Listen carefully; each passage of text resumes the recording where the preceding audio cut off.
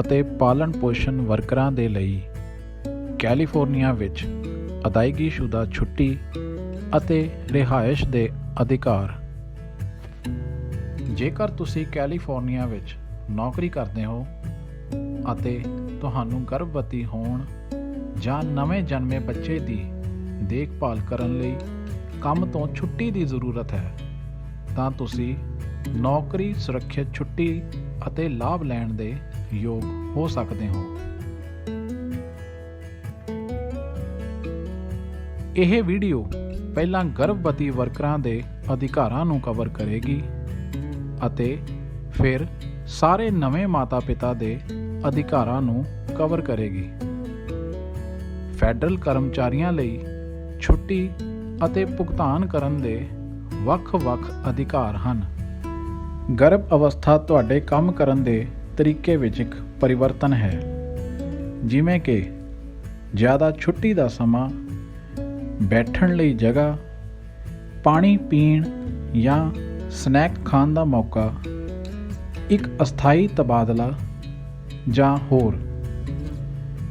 ਜੇਕਰ ਤੁਸੀਂ ਗਰਭਵਤੀ ਹੋ ਅਤੇ ਤੁਹਾਨੂੰ ਕੰਮ 'ਤੇ ਰਿਹਾਇਸ਼ ਜਾਂ ਪਰਿਵਰਤਨ ਦੀ ਜ਼ਰੂਰਤ ਹੈ, ਤਾਂ ਆਪਣੇ ਰੁਜ਼ਗਾਰਦਾਤਾ ਨਾਲ ਗੱਲ ਕਰੋ ਅਤੇ ਉਹਨਾਂ ਨੂੰ ਉਸ ਪਰਿਵਰਤਨ ਦੀ ਬੇਨਤੀ ਕਰਨ ਵਾਲੇ ਤੁਹਾਡੇ ਸਿਹਤ ਸੰਭਾਲ ਪ੍ਰਦਾਤਾ ਵੱਲੋਂ ਮਿਲਿਆ ਨੋਟ ਦਿਓ। ਜੇਕਰ ਤੁਹਾਡੇ ਰੁਜ਼ਗਾਰਦਾਤਾ ਕੋਲ 5 ਜਾਂ ਉਸ ਤੋਂ ਵੱਧ ਕਰਮਚਾਰੀ ਹਨ, ਤਾਂ ਉਹਨਾਂ ਨੂੰ ਤੁਹਾਡੀ ਗਰਭ ਅਵਸਥਾ ਲਈ ਤੁਹਾਨੂੰ ਇੱਕ ਰਿਹਾਇਸ਼ ਦੇਣ ਦੀ ਜ਼ਰੂਰਤ ਹੁੰਦੀ ਹੈ, ਜੋ ਕਿ ਤੁਹਾਡੇ ਲਈ ਆਪਣਾ ਕੰਮ ਜਾਰੀ ਰੱਖਣਾ ਸੰਭਵ ਬਣਾਵੇਗੀ।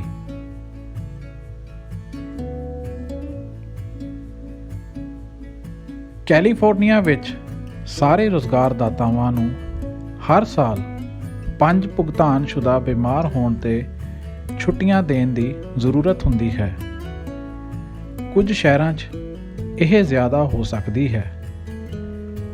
ਜੇਕਰ ਤੁਹਾਨੂੰ ਬੱਚੇ ਦੇ ਜਨਮ ਤੋਂ ਪਹਿਲਾਂ ਦੀ ਦੇਖਭਾਲ ਲਈ ਜਾਂ ਤੁਹਾਨੂੰ ਆਪਣੀ ਸਿਹਤ ਲਈ ਛੁੱਟੀ ਦੀ ਜ਼ਰੂਰਤ ਹੈ, ਤਾਂ ਤੁਸੀਂ ਆਪਣੇ ਕੁਝ ਭੁਗਤਾਨਸ਼ੁਦਾ ਬਿਮਾਰ ਹੋਣ 'ਤੇ ਮਿਲਣ ਵਾਲੇ ਸਮੇਂ ਦੀ ਵਰਤੋਂ ਕਰ ਸਕਦੇ ਹੋ।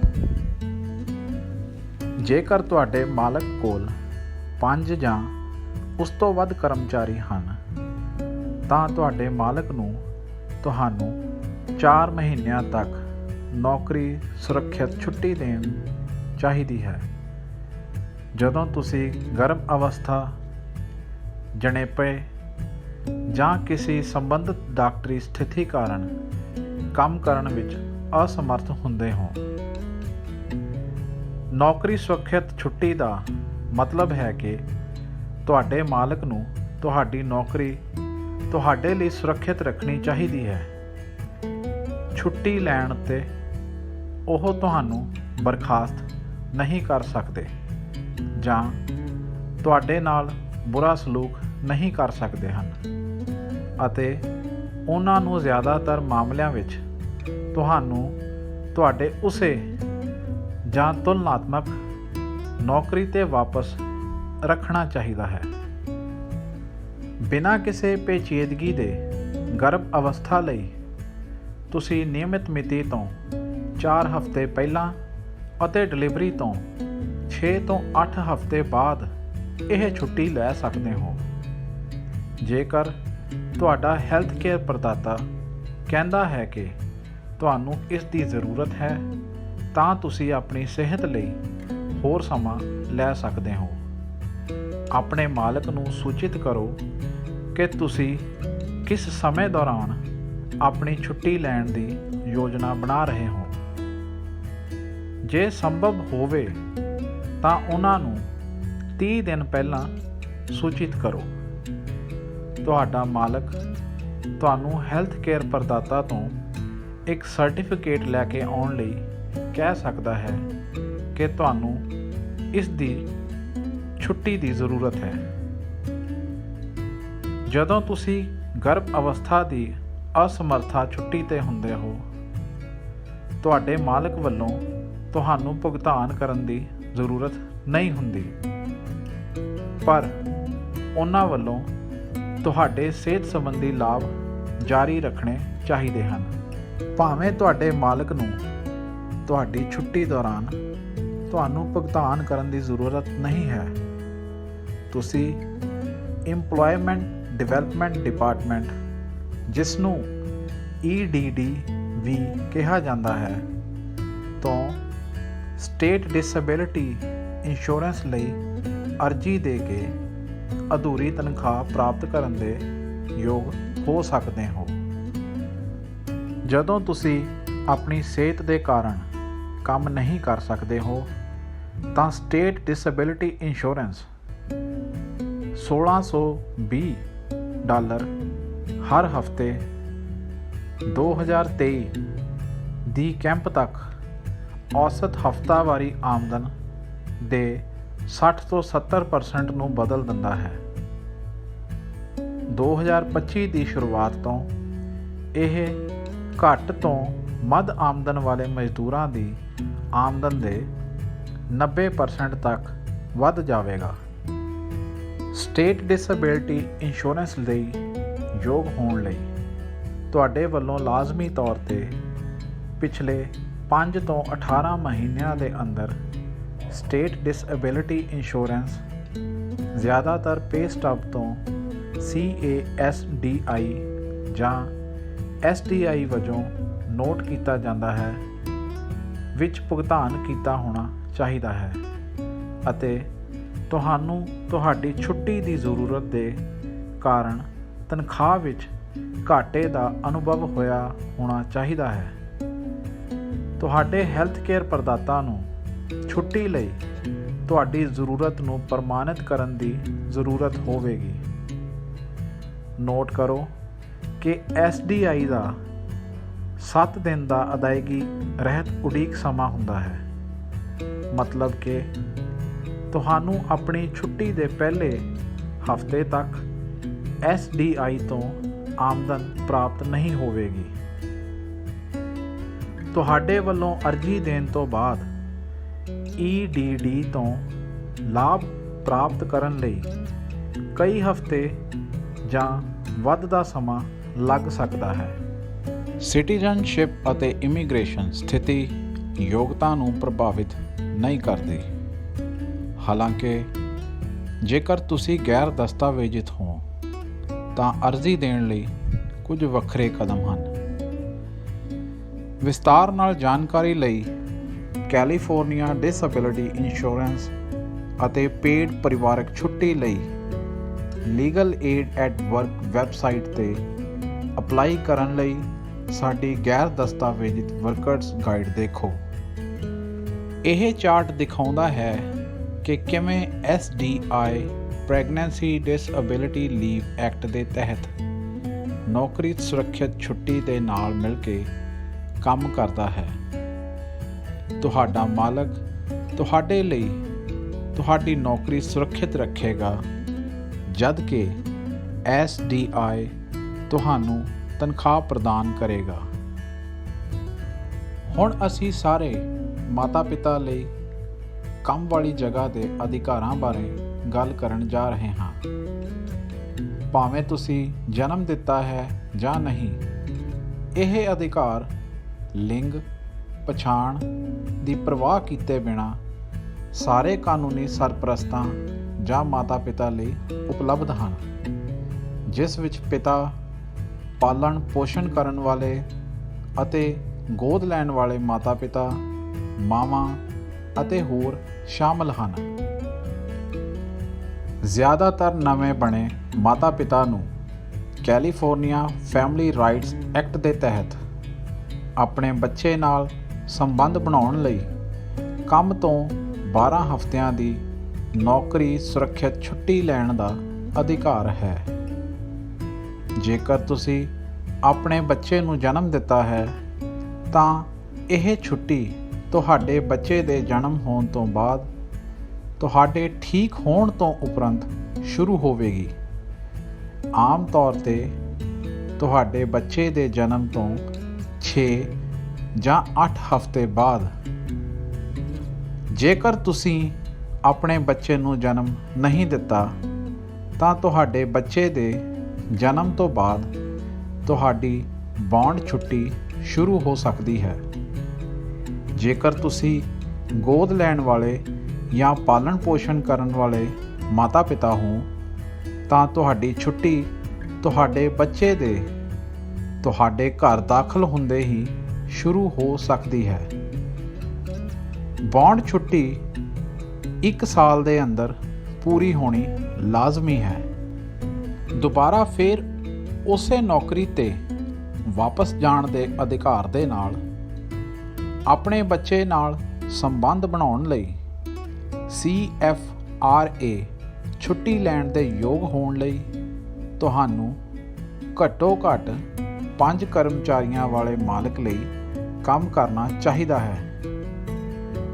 ਤੁਹਾਡਾ ਆਪਣੇ ਮਾਲਕ ਨਾਲ 1 ਸਾਲ ਲਈ ਕੰਮ ਕੀਤਾ ਹੋਣਾ ਚਾਹੀਦਾ ਹੈ ਅਤੇ ਛੁੱਟੀ ਲੈਣ ਤੋਂ 12 ਮਹੀਨੇ ਪਹਿਲਾਂ, ਜੋ ਕਿ ਹਰ ਹਫ਼ਤੇ ਲਗਭਗ 25 ਘੰਟੇ ਹਨ, ਘੱਟੋ ਘੱਟ 1250 ਘੰਟੇ ਕੰਮ ਕੀਤਾ ਹੋਣਾ ਚਾਹੀਦਾ ਹੈ।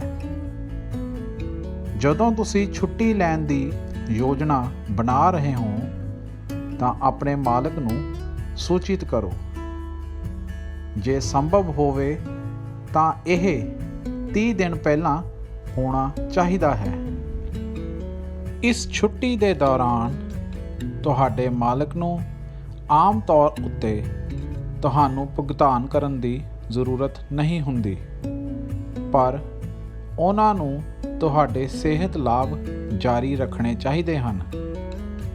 ਤੁਸੀਂ 8 ਹਫ਼ਤਿਆਂ ਲਈ ਅਧੂਰੀ ਤਨਖਾਹ ਪ੍ਰਾਪਤ ਕਰਨ ਲਈ ਭੁਗਤਾਨ ਕੀਤੀ ਪਰਿਵਾਰਕ ਛੁੱਟੀ ਲਈ EDD ਨੂੰ ਅਰਜ਼ੀ ਦੇ ਸਕਦੇ ਹੋ। Paid family leave state disability insurance ਦੇ ਨਾਲ ਮਿਲਦੀ ਜੁਲਦੀ ਹੈ, ਜਿਸ ਵਿੱਚ ਤੁਹਾਨੂੰ ਤੁਹਾਡੀ ਨਿਯਮਿਤ ਤਨਖਾਹ ਦਾ 60 ਤੋਂ 70% ਅਤੇ 2025 ਤੋਂ 90% ਤੱਕ ਪ੍ਰਾਪਤ ਹੋਵੇਗਾ ਅਤੇ ਤੁਹਾਨੂੰ ਪਿਛਲੇ 5 ਤੋਂ 18 ਮਹੀਨਿਆਂ ਵਿੱਚ CASDI ਵਿੱਚ ਭੁਗਤਾਨ ਕਰਨਾ ਹੋਵੇਗਾ। ਫਰਕ ਇਹ ਹੋਵੇਗਾ ਕਿ ਤੁਹਾਨੂੰ ਆਮਦਨੀ ਦਾ ਨੁਕਸਾਨ ਹੋਣਾ ਚਾਹੀਦਾ ਹੈ, ਕਿਉਂਕਿ ਤੁਸੀਂ ਆਪਣੇ ਬੱਚੇ ਨਾਲ ਸੰਬੰਧ ਬਣਾਉਣ ਲਈ ਛੁੱਟੀ ਲੈ ਰਹੇ ਹੋ। EDD ਤੋਂ ਤੁਹਾਨੂੰ ਲਾਭ ਪ੍ਰਾਪਤ ਕਰਨ ਲਈ ਕਈ ਹਫ਼ਤੇ ਜਾਂ ਵੱਧ ਸਮਾਂ ਲੱਗ ਸਕਦਾ ਹੈ। ਜੇਕਰ ਤੁਸੀਂ ਸੈਨ ਫਰਾਂਸਿਸਕੋ ਵਿੱਚ ਕੰਮ ਕਰਦੇ ਹੋ ਤਾਂ ਤੁਸੀਂ ਪੇਡ ਪੇਰੈਂਟਲ ਲੀਵ ਆਰਡੀਨੈਂਸ ਦੇ ਤਹਿਤ PFL ਲਾਭ ਤੋਂ ਇਲਾਵਾ ਆਪਣੇ ਮਾਲਕ ਤੋਂ ਆਮਦਨ ਪ੍ਰਾਪਤ ਕਰਨ ਦੇ ਯੋਗ ਹੋ ਸਕਦੇ ਹੋ। ਇਹ ਚਾਰਟ ਦਿਖਾਉਂਦਾ ਹੈ ਕਿ ਕੈਲੀਫੋਰਨੀਆ ਫੈਮਿਲੀ ਰਾਈਟਸ ਐਕਟ ਦੇ ਤਹਿਤ ਪੇਡ ਫੈਮਿਲੀ ਲੀਵ ਨੌਕਰੀ ਸੁਰੱਖਿਅਤ ਛੁੱਟੀ ਦੇ ਨਾਲ ਕਿਵੇਂ ਕੰਮ ਕਰਦੀ ਹੈ। CFRA ਤੁਹਾਡੀ ਨੌਕਰੀ ਦੀ ਰੱਖਿਆ ਕਰੇਗਾ, ਜਦ ਕਿ PFL ਤੁਹਾਨੂੰ ਆਮਦਨ ਪ੍ਰਦਾਨ ਕਰੇਗਾ।